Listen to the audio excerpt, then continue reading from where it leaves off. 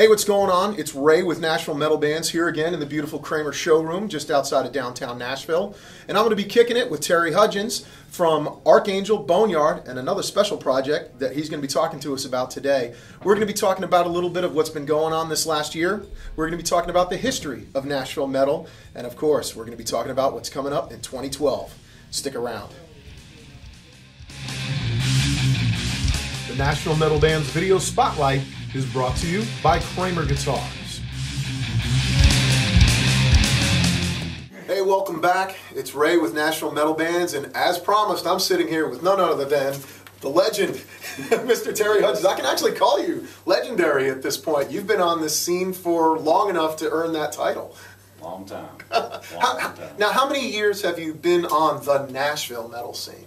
Since 1988. 1988. So, I mean, literally, we're talking the glory days of metal at that point. Correct.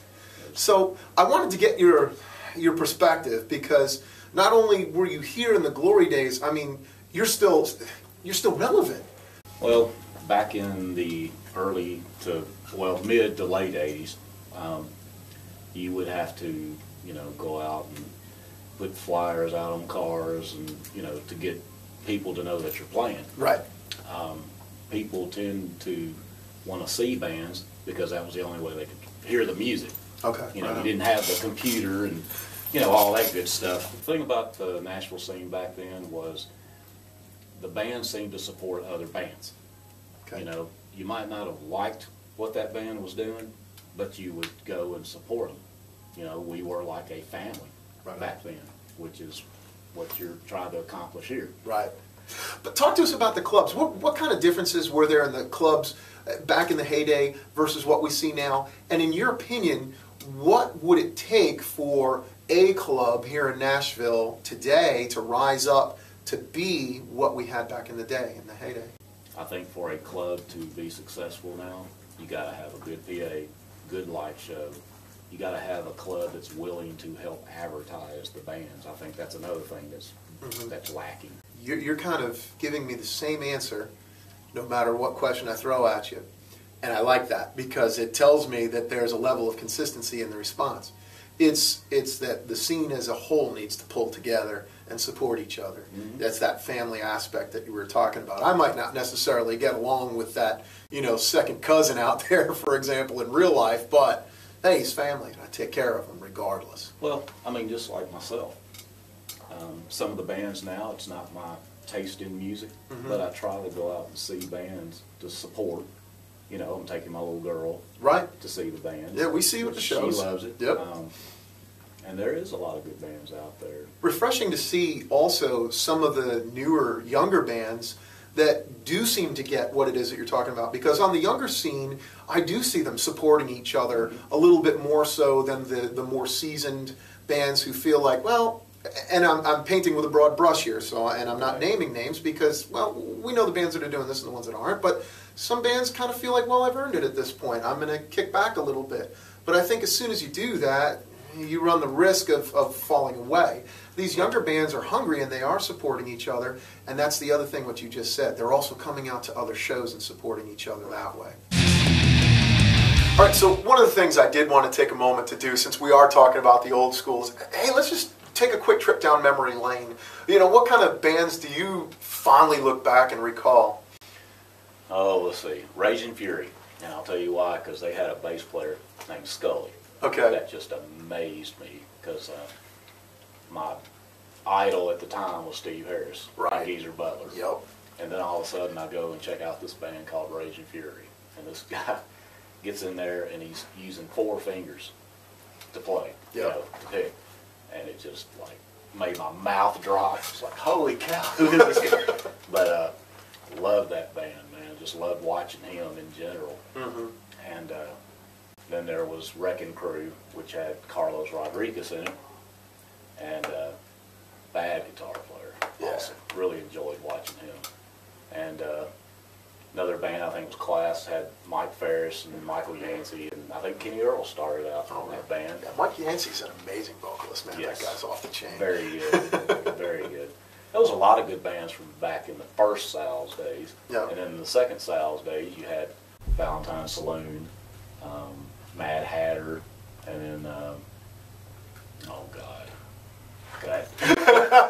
But a lot of the guys that were in these bands too, and yeah, I mean, it's a lot of guys, it's a lot of bands, it's also a lot of years, so I'm not going to expect you to remember everybody from the scene, because there was also a lot of excess in that day too. But a lot of these guys also not only stayed in the local scene. You had Bobby Eva, who went on to play with Steeler, with Yngwie and Ron Keel, and then Kenny Earl too, right? Went on to play Kenny Earl, with drummer in our band. We opened up for Manowar. Yeah. And they took them from us. So, I mean, that tells you some of the quality that we have here in Nashville, is that these guys get snapped up because Steeler came here to record, and next thing you know, there goes Bobby, and there goes Kenny Earl, and it's just great to see those guys getting out there. And then, of course, we've got guys that are here that are continuing to do that. Oh, cannot forget Intruder, which used to be Transgressor. Mm-hmm. Those guys actually were one of the first local bands here to get signed to the label, Metal Blade Records, right, which was very impressive for that time, time frame. Another band, local band, was Every Mother's Nightmare. They got to do their thing, and which had Jim Phipps drumming, who is now in Bush Hog. Oh, right. And then you had a band called Hardcore, which made it to MTV and did a video. They were really good, a lot of fun to watch them. Well, we're going to be talking about someone very special from the Nashville heyday in just a minute. Stick around. Hey, welcome back. Still sitting here with Terry Hudgens, who has been the bass player for several very instrumental key bands here in the Nashville area. Most notably of late was a band called Boneyard. And it's kind of interesting. I mean, you and I got to start the year off literally together on stage at Exit In. Was Altercation, Oblivion Myth, Boneyard, and then one of the old school bands that we're in a break, and Terry keeps going, oh, and I forgot this band and that, but there's just so many. But Ballistic Whiplash tore up Exit In that night. Those guys do know how to throw it down.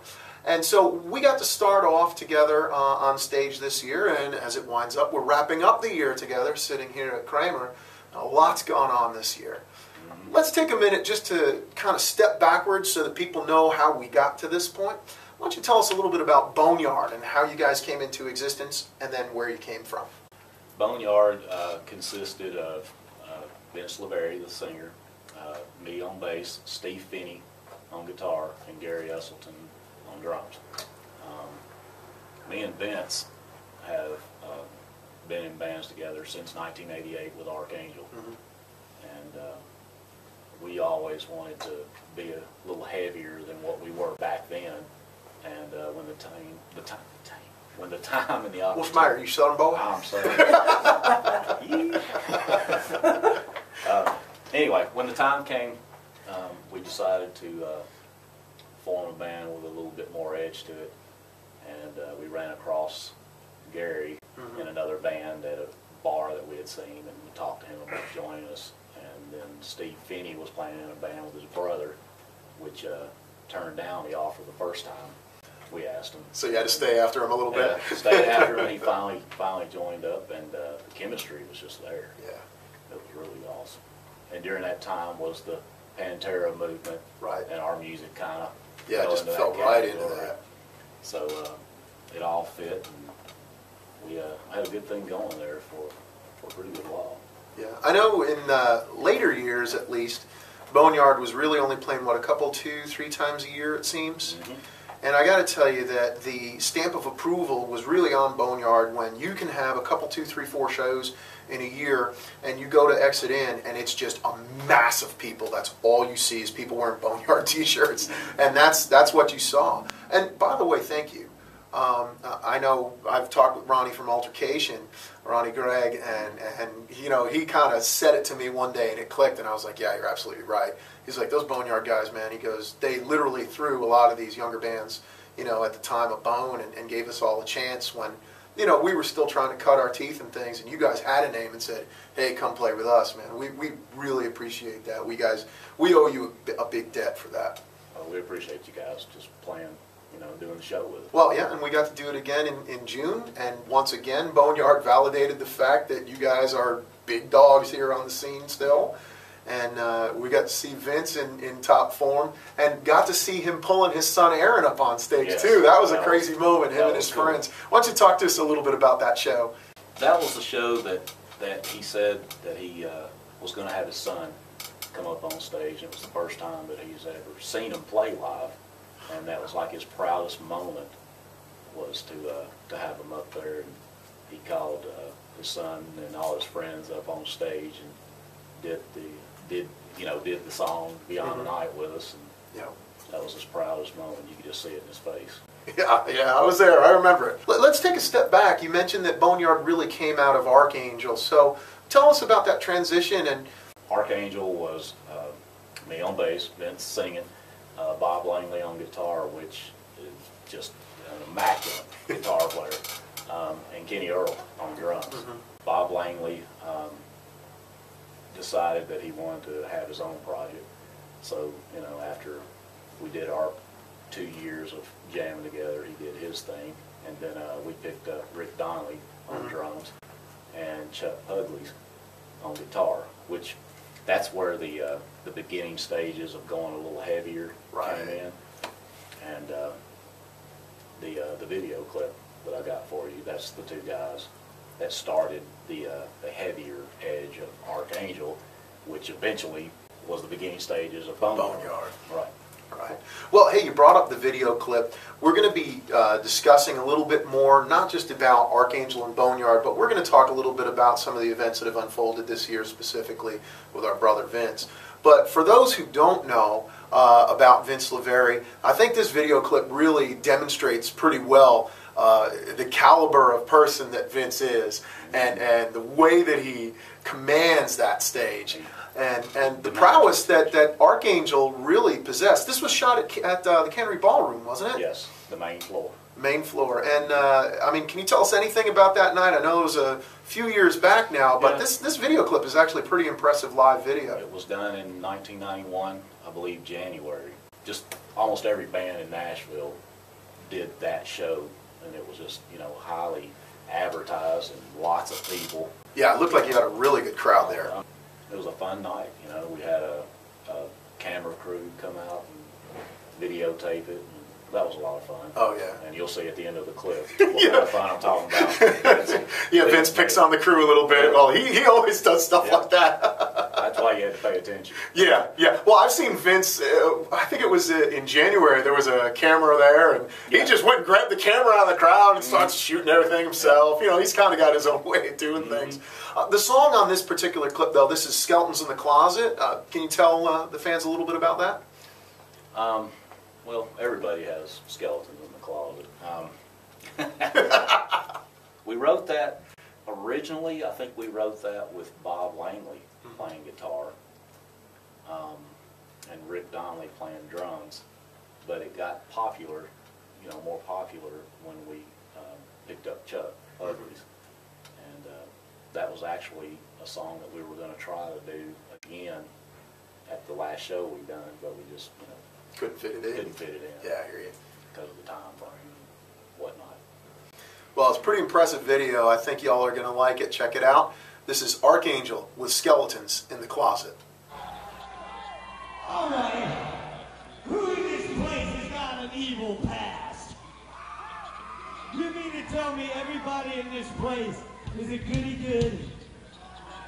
My mama's got an evil past. That's right.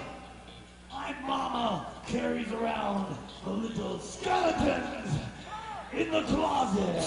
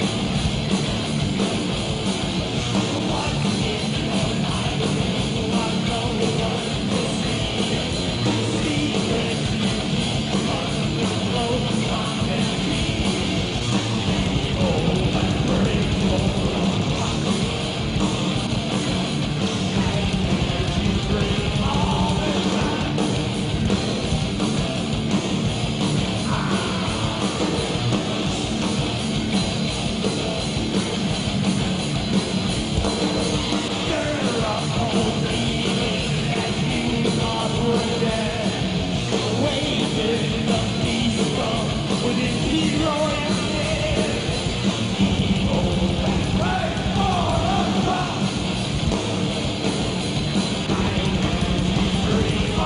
the time.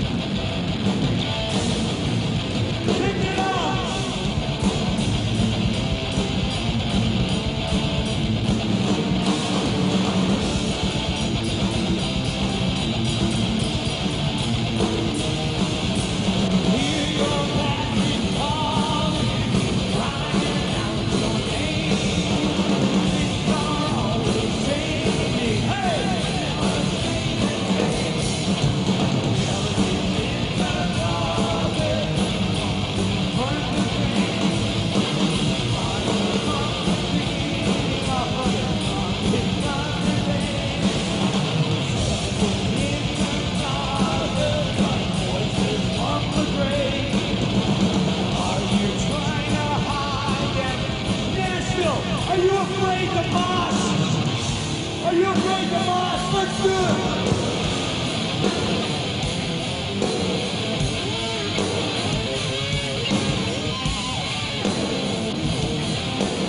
Oh, let me see you go!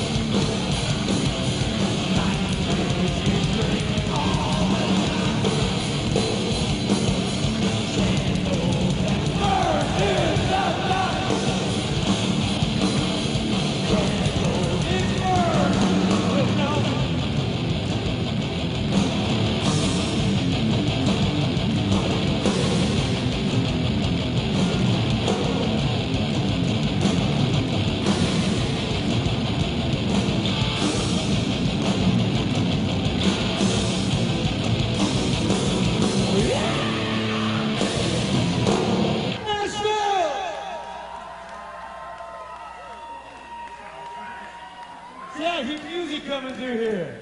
And we ain't playing. We'd like to get this guy. Who is this cameraman anyway? Bring me that camera for 1 second. Come here. Bring that camera over here a minute. Are you being paid? Here. Take a good shot of the crowd. Now give me as much light. Raise fucking hell, man!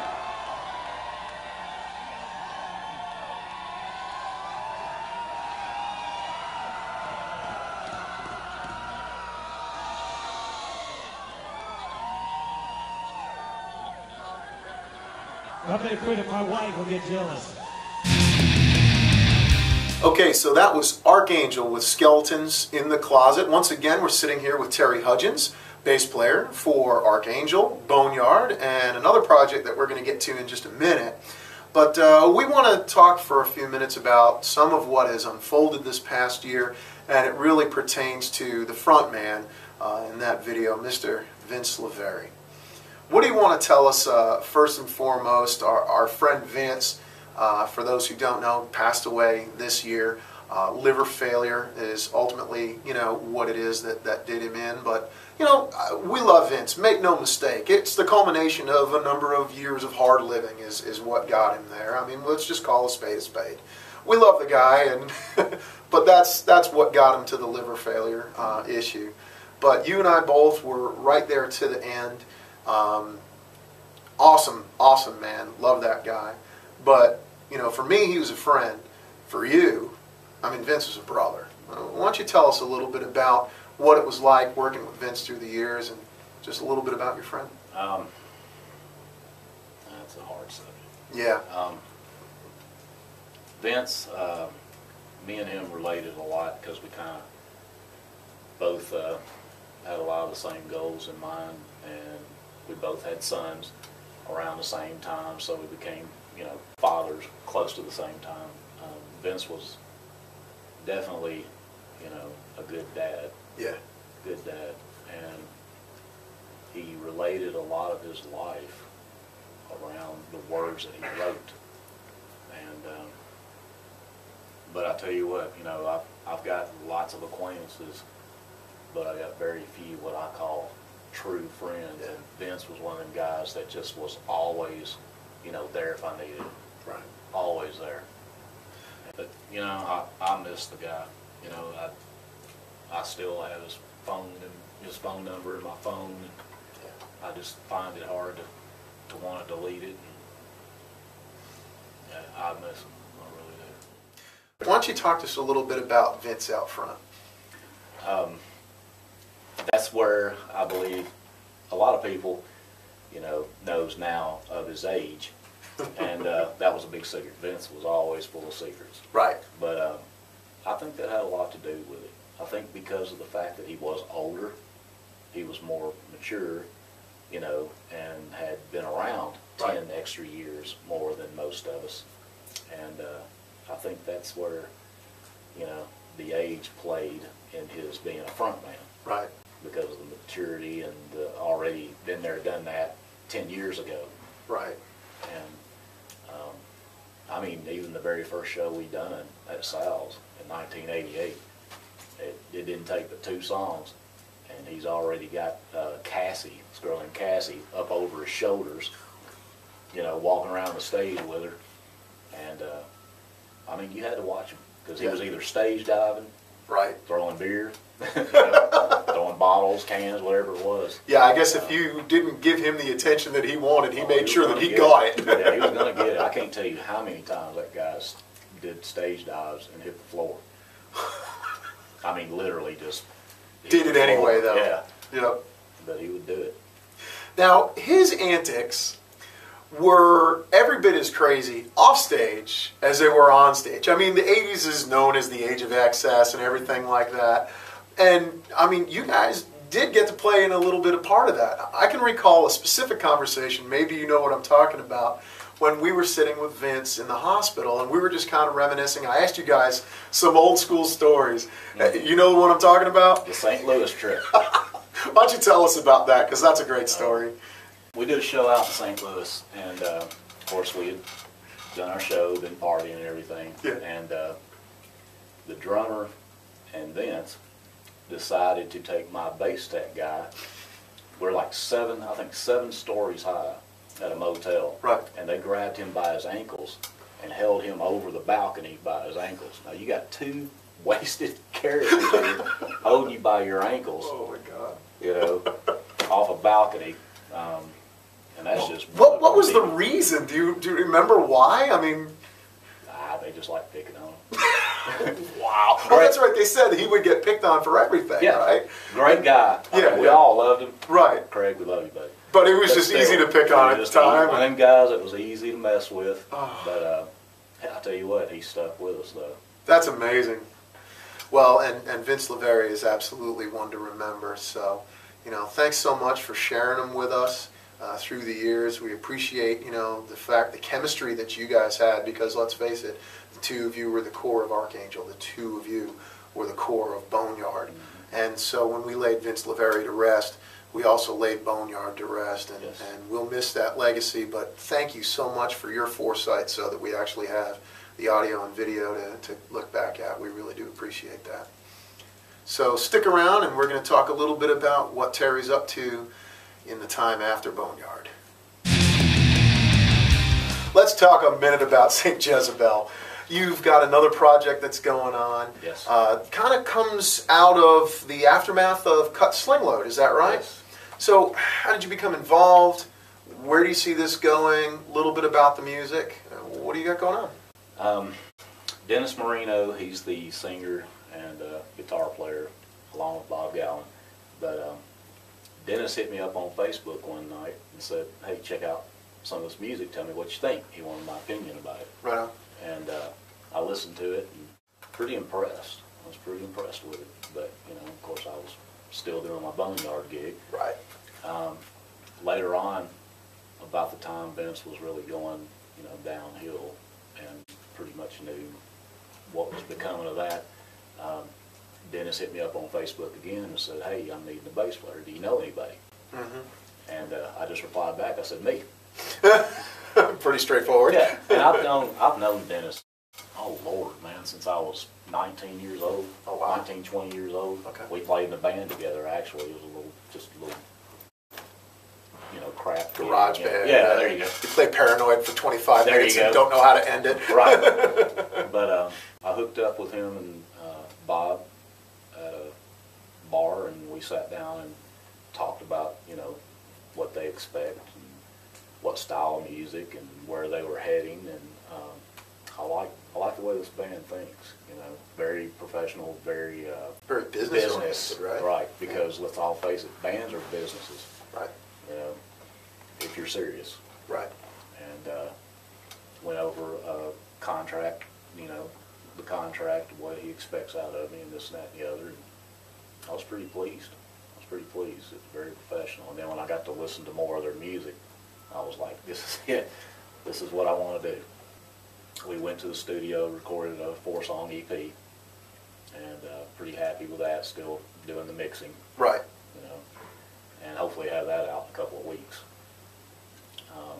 We got a show February 4th at the Rutledge, so we really, you know. Is that Wendy Jones, her birthday gig? Is that what that is? Yep. All right. So we're looking forward to that. Yes.